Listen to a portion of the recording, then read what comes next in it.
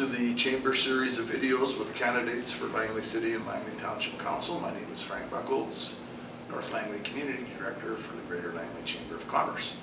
With me now is Angie Quaale, who is running for the Township of Langley Council and is seeking re-election. Welcome, Angie. Thanks, Frank. Can you just tell us and our viewers a little bit about yourself and why you're running this time? Sure. So my name is Angie Quaale. I'm a small business owner here in the Township of Langley. I own a well-seasoned gourmet food store. I am running for re-election, like you said a minute ago, seeking my second term.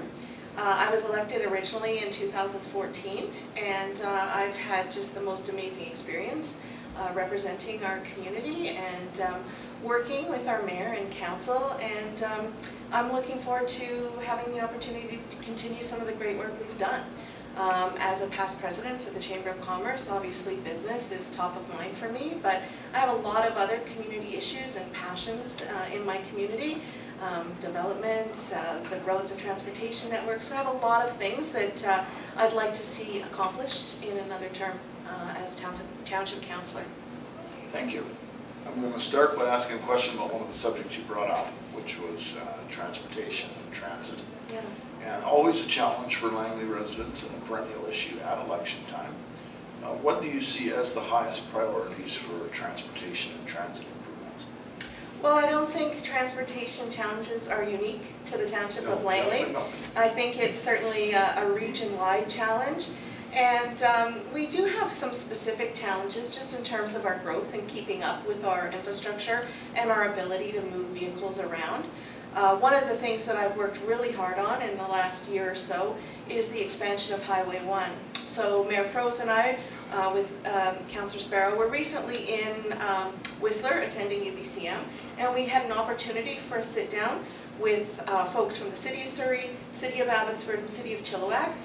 We all got together and sat down with Transportation Minister Claire Trevena to implore her to continue with the widening of Highway 1 that had been put in place from the previous government. Obviously, it's not just about moving people and cars around. It's a massive corridor for goods and business, you know. It's how we access the port, it's how we access the city of Vancouver. It's Highway 1, right? So that improvement is paramount, and I think with the expansion that we've undertaken at 216th Street, that will help alleviate some of the car traffic, the vehicle traffic off of 200th Street, which will free up capacity for the trucks to better access the Golden Ears and better access Port Kells. So I feel like there's some good synergies there. The last piece for me is the widening of Highway 1 and of course the improvements at 264th Street. I'm going to keep on that until I am blue in the face or until it's complete. That's super important to me that we see those improvements. And you know, I think our mayor's done a really good job on the Mayor's Council advocating for better transit for us. We're seeing some B-line buses, we're seeing some significant investment, not just in the way of transit, but from TransLink Road Network funding that is coming back to the community from TransLink, and I'm excited about that.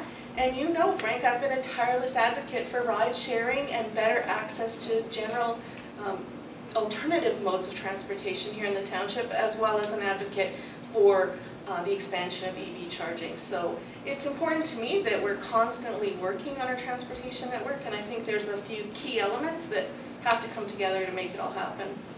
Okay, let's talk about housing, because that's certainly on the minds of many people these days. It's a regional issue because housing prices have gone up so much, and even in Langley, which has often been seen as a very affordable place, a lot of housing isn't very affordable anymore. What can you, as a councillor, and what can Township Council do to make affordable housing more widely available? Well, I think affordability comes with a certain amount of density. You know, we have official community plans and neighborhood plans that have accommodated a projection for density, and I think we need to build out the density that's in those plans. Last Monday, just yesterday in fact, Council approved the master plan for the Vesta development with the actual residential towers, you know, 26, 27, 30 story towers. And I think putting some density into some mixed neighborhoods where there's some row homes, some town homes, perhaps some single family, and then the apartments, that will provide the mix of accommodation that we need here in the township, and that will help with affordability. I also know that in the last year and a half, we've worked really hard on some affordable housing initiatives. So we recently passed a bylaw where we can waive DCCs for some nonprofit housing, and so we approved on Monday night as well the project that's happening at the Shepherd in the Valley Lutheran Church. So they've got some single-family homes, a low-rise and sort of a mid-rise that's all going to be subsidized housing for families and seniors. So I think there's some really good work being done, and truthfully, it all comes back to relationships at the end of the day, Frank. We have to have a strong relationship with the provincial government, who controls BC Housing and a lot of that. If we're not working together, nothing can really be accomplished. So I think you've got to have people at the council table that have existing relationships and are capable of building on those existing relationships. Okay. And you also mentioned business, and of course, as you said, you're past president of this organization.